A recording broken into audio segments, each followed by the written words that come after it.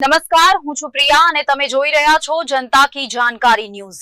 નજર કરીએ આજના સમાચાર ઉપર। ભાદરવી પૂનમ મહામેળામાં ગબ્બર મંદિર અને અંબાજીના માર્ગો પર સ્વચ્છતાનો અનોખો માહોલ જોવા મળી રહ્યા છે।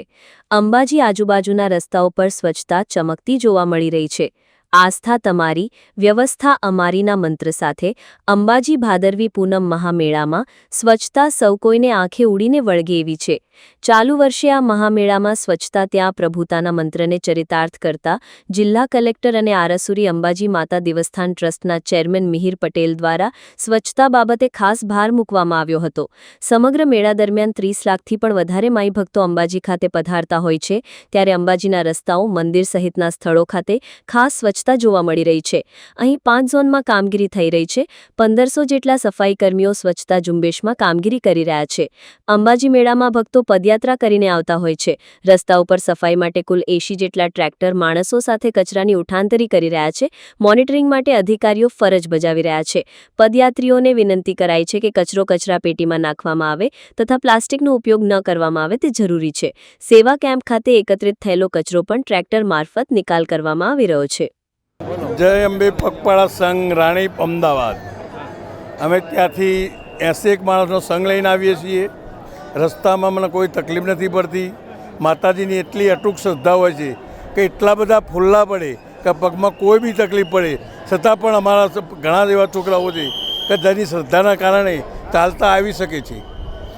અમારા સાથે ઘણી પબ્લિક હોય છે। રસ્તામાં એટલી બધી સ્વચ્છતા વ્યવસ્થા અને મંદિરમાં જે દેવસ્થાન છે ત્યાં સરકાર તરફથી અને આયોજક તરફથી ફૂલ સારી વ્યવસ્થા હોય છે અને ફૂલ સગવડ હોય છે। કોઈ જાતની કોઈ પબ્લિકને કોઈ તકલીફ પડતી નથી અને માતાજીના પ્રેમથી દર્શન હરખ સાથે કરી શકીએ છીએ। જય શ્રી અંબે। સૌને જય અંબે।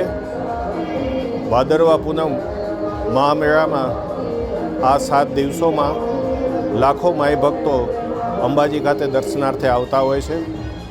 સ્વાભાવિક રીતે જ્યારે આટલી મોટી સંખ્યામાં ભાવિક ભક્તો આવતા હોય ત્યારે સફાઈ પણ ખૂબ પાયાની અને મહત્ત્વની વસ્તુ બની રહે છે અને સફાઈની બાબત તે પૂરતી ગંભીરતા રાખી રાજ્ય સરકાર, યાત્રાધામ વિકાસ બોર્ડ અને જિલ્લા વહીવટીતંત્રએ પૂરતી તકેદારી રાખી છે। એની થોડી વાત કરું તો અંબાજી અને ગબ્બર જે વિસ્તાર છે એનું યોગ્ય રીતે મોનિટરિંગ થઈ શકે, યોગ્ય રીતે સફાઈ થઈ શકે એ માટે એને 5 જુદા જુદા ઝોનમાં વિતરિત કરવામાં આવેલ છે અને લગભગ 1400થી વધારે લગભગ 1450 જેટલા સફાઈ કર્મીઓ આ માટે કામ ઉપર લાગેલા છે।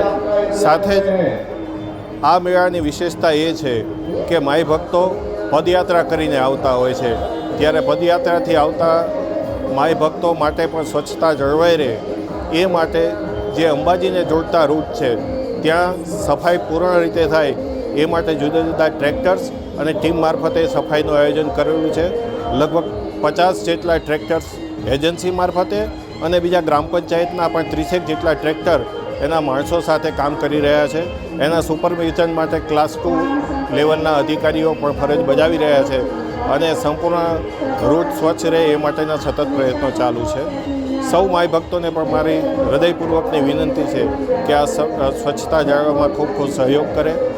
ખાસ કરી પ્લાસ્ટિકનો ઉપયોગ શક્ય હોય તેટલો અટકાવીએ અને જ્યારે ઘણીવાર સેવા માટે સેવાની ભાવનાથી જ્યારે કોઈ કેમ્પમાં આવતા હોય છે ત્યારે એવી વસ્તુ વિતરિત ઓછી કરીએ કે જેનાથી કચરો વધારે થાય આખા રોડ ઉપર અને એ જો એ પ્રકારનું વિતરણ કરવાનું હોય તો આપણે પોતે જ એવી વ્યવસ્થા રાખીએ કે ત્યાંમાં એ કલેક્ટ થઈ શકે।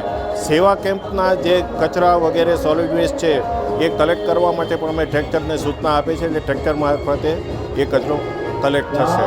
ફરી એકવાર સૌને ભાદરવી પૂનમની ખૂબ ખૂબ શુભેચ્છાઓ। જય અંબે।